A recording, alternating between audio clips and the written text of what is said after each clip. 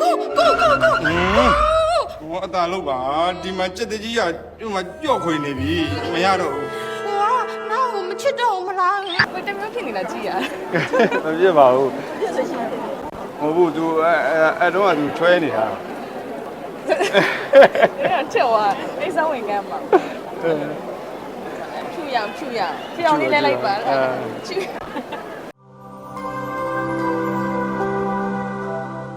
ဟောလာထဲတဲ့ဟာလားချူတယ်နော်အပြင်မှာတော့လုံးဝမလုပ်ကြဘူးအဲ့မနှဲလောက်ထားရတာဟုတ်တယ် तू အတီလိုက်အဲ့ဒါလေးကကိုကြီးဟိုကနေအင်ဂျီလဲစေချင်လို့အဲ့လိုတမင်တက်မလဲလဲအောင်ဆွဲပြီးပြောရတဲ့ပုံစံနဲ့စက်ဝင်ကန်းလေးဆိုတော့အကောင်းဆုံးတော့ဟိုတယောက်ဆောင်ပါ तू မူးထဲရတာမူးထည့်ရတာပေါ့အဲ့နေရာမှာဒီနေရာမှာသာအဲ့နေရာမှာဆိုရင်အဲ့တော့ကျွန်တော်တို့ဟိုလိုမျိုးလေးပေါ့ဟိုအားသားကြတော့သူကတစ်ခါတည်းတော့မပြီးဘူးဟုတ်ကြောင့်နည်းနည်းလေးကျွန်တော်တို့စကားသွားတာလေးတိုက်ရတာလေးတွေပါလေးရှိရပေါ့နော်မင်းကွာတော်တော်ရက်ဆက်တာပဲဟမ်ငါ့နို့တွေတိုက်အယူလုပ်တယ်ဟဟလားအဲ့လိုမဟုတ်ပါဘူးအခုမင်းတိုက်တဲ့နို့တွေရဲ့အားမင်းတို့ပဲဖြစ်ရအဲ့တော့အဲ့ဒီစက်တက်ကလည်းကျွန်တော်အဲ့ဒီရိုက်မဲ့နေရာကြတော့မှပဲကျွန်တော်ရွေးလိုက်တာပေါ့နော်အဲ့အင်းယူရွေးလိုက်တာအဲ့တော့ရွေးလိုက်တော့အဲ့မှာရုပ်တရက်သူကချွဲတဲ့ခါမှာကျွန်တော်ခေါင်းထဲမှာရှိတဲ့အားကိုကျွန်တော်လည်းပြောလိုက်တာပေါ့နော်အဲ့စက်တကြီးပြောခွင့်နေပြီဖြစ်တယ်ညာဖြစ်တယ်ပေါ့အဲ့သူလှုပ်တဲ့ပုံမှာမူတည်ပြီးတော့အဲ့ကျွန်တော်လည်းလိုက်ပြီးတော့ကိုညီမလေးနဲ့တူလိုက်ချွဲရတာပေါ့မြန်မာဟုတ်ကဲ့ကျေးဇူးတင်ပါတယ်ဒီပေါ့သူကလည်းအဲ့လိုပုံစံမျိုးနဲ့တိတ်မတွေ့ဘူးတော့တိတ်မလုံးဖြစ်တာများဇဝင်ကလေးကကြာနေဟိုလောက်ဖြစ်ရှားရပေါ့ဒီလိုလေးလောက်တာကြာတော့အဲ့ဇဝင်ကတော့ဟောဒါရိုက်ချင်တယ်ရိုက်ချင်မရှိတယ်ဒါအဲ့လိုမျိုးမရှိပါဘူးပြီးတော့ဒီဇကားစကားမှလို့ဇဝင်ကပုံမှုကြည့်ပြီးတော့အမျိုးဘူးပလော့တိုင်းပေါ့ပျော်စရာကြီးပေါ့အဲ့လိုတော့ယောက်ျားနှစ်ယောက်ကိုမင်္ဂလာဆောင်မှုအတွက်ဆိုတော့သူလုံးပန်းနေရတာပေါ့နော်လုံးပန်းနေရတာဒီထဲနဲ့ဟိုဘက်ပြေးလိုက်ဒီဘက်ပြေးလိုက်အဲ့လိုပေါ့နော်အဲ့မှာ pre-wedding ကတရက်ထဲမှာ2ယောက်ရိုက်ရတာဆိုတော့အဲ့တော့ဘယ်သူနဲ့မင်္ဂလာဆောင်မလဲဗာလဲညာလဲကြာတော့ဒါကြည့်မှရအောင်ဆိုတဲ့ကြီးဟဲ့ရတော့လာပြန်ပြီသွားငါတို့က pre-wedding ရိုက်နေကြားလိုက်ရုပ်ကြီးတယ်ဟဲ့ရတော့လာပြန်ပြီဒီဝေးပက်ကစ်တွေကိုချီးပါတဲ့ပက်ကစ်များတွဲထည့်ရလားမသိဘူးကွာဘုံအဲ့ဒါကြည့်မှရအောင်